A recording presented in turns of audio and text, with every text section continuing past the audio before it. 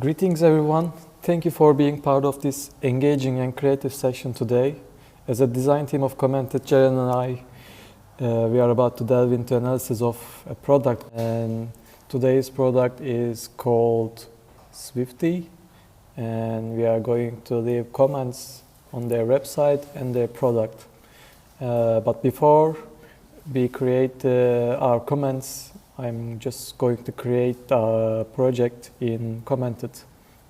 So let me go into my project view, which I don't have any projects at the moment, but I have my workspace, which is called Serkan's Workspace. And I'm going to create a project now by clicking on New Project button. Here we have three options. First is a web project, and the second is iOS, and the third is Android. So you can create also mobile app projects and leave comments on mobile.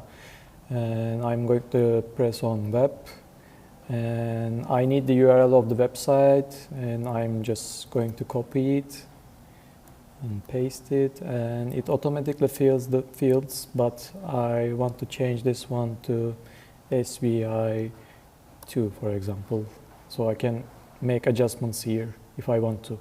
And here you can invite people you want to be included in the project, which I'm going to invite Jaren today. She is with us on this session as well. Hello, Jaren. Hey, everyone. And I'm going to press create, and I have already installed Chrome extension for Commented. But if I want to, I can also add a code snippet to my website and leave a comment there. But for now, I'm going to use Chrome extension. To start commenting, I'll just press on the button, and I will be logged into my account in Commented, and I have already installed Commented, so it's activated here.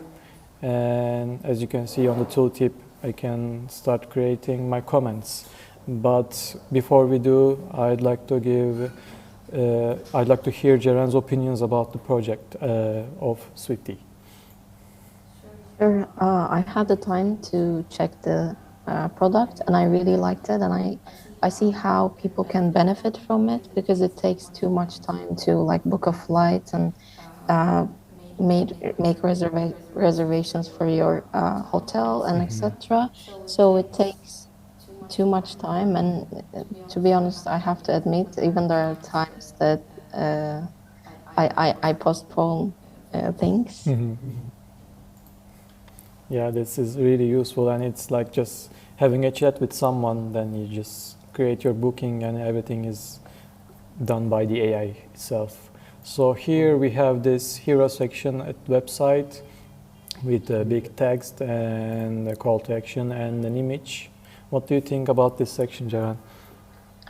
I think it really it is a great image, and it shows, what the product is about. So I really like the hero image because when the user first comes to the section, they can easily understand what Swifty is about. So I really liked it, and also considering the colors, like I really like the shade of the orange and how it comes together with that green. So I really liked it. Yeah, that's nice. And do you have any comments that I can leave here? Actually, not for this section, because I really liked it. Okay. All right. So I'm going on to the second section. And here we have, I think it is the first step that we need to do. So like book flights and hotels by simply chatting with AI. Okay, this is like a feature, but it's the number one feature, I think, what I'm understanding from here. Yeah. And here we have the second one, which trip details with confirmations and business invoices and receipts are one click away. So you have all your details in one confirmation button, and then you can just confirm your booking, I think. And for the third one, we have just ask what you need and see if they will answer any questions about your trip. Yeah. And we have this fourth section, which is again with a big text and call to action that is using an image as a background. I think those like three sections, I Mm-hmm. feel like they're very repetitive in terms of the images that they're using Mm-hmm. because they're showing like a desktop image and with like cards on it. I really like cards, but I think it's very crowded. If you like look at this, for example, card, Mm-hmm. it's very crowded. So maybe if I can just use like an illustration of an for example, that MacBook and just use the cards so that the user can focus on the details maybe.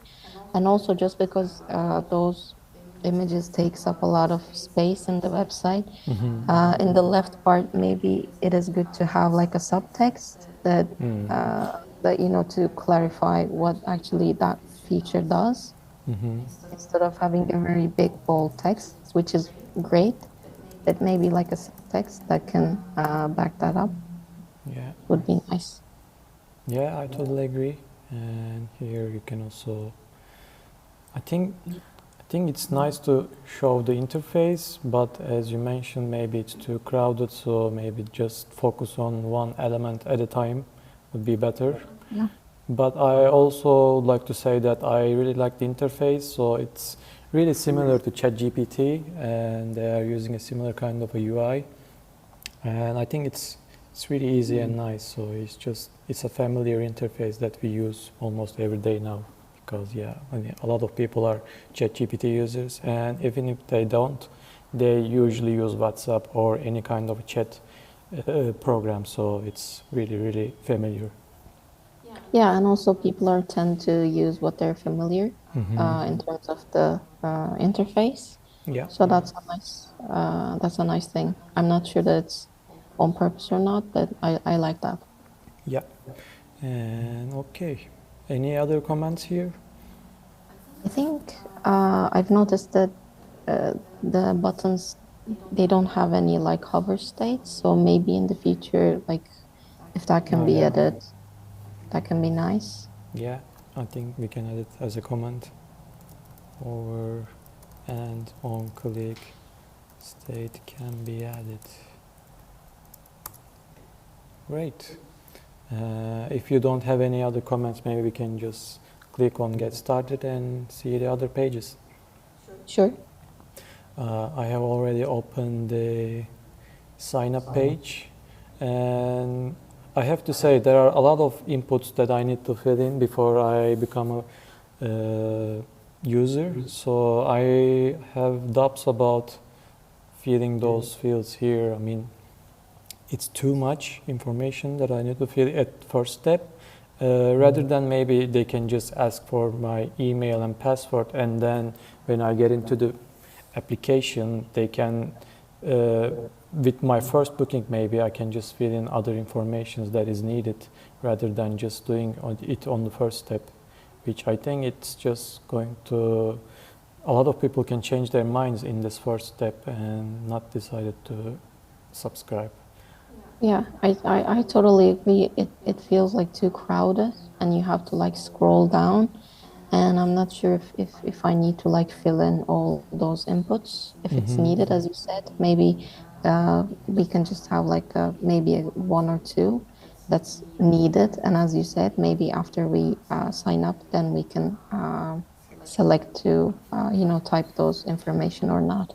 And also, one thing that confuses me is that seeing those two buttons like sign up and login at the same time, it also confuses me in terms of the UX part. What do you think? Yeah, exactly. I mean, the first time I'm signing up, I was confused why which button I have to click, and then by mistake I can just click on login, and then I will have to refill a lot of inputs that is going to be gone. So that's not, I think it's useful. So maybe they can just have a text button rather than a big call to action. I know it's a secondary one, but still it's just confusing me. Yeah, I agree. And I have already signed up, so I'm going to open the UI.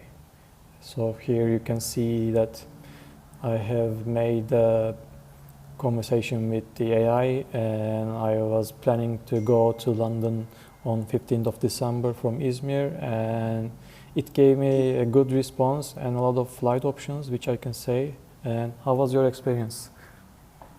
I also had a similar chat, like you mentioned. I tried to see the possibilities of like flights. But what I have encountered is that sometimes it didn't understand what I was asking. So it needed like double check, like it asked my confirmation if this is like what you want. And also the responses were too slow for some questions. Yeah. But other than that, it was great, and I said I think it saves up a lot of time, so I can see how people can benefit from it. Yeah. So yeah. Yeah, sounds good. I mean, I had the same experience. For example, here it didn't understand my question, and as you mentioned, it takes some time to load the results, but probably it's checking a lot of places at the background, so that's why probably takes time. So I think it's okay to have that buffer time. But yeah, overall, I can say that I really like the app and the UI. And it's definitely going to save some time for people who travel a lot, and it's going to be useful. And Yeah. let's go back to Swifty project of ours. As you can see here, our comments are added to the list, so you can just go in and view the details. And here you can see the details of my device. So it's sometimes useful for developers to know which platform it was made and which browser was used and which screen size I have. So this kind of details are really useful for our developers. And here you can also invite more people to the project and edit the details of the project here as well. And yeah, that's all I can say. And thank you, Jaren, for joining and reviewing the product with me. And thank you everyone who is watching, and looking forward to seeing you on the next section. Thank you.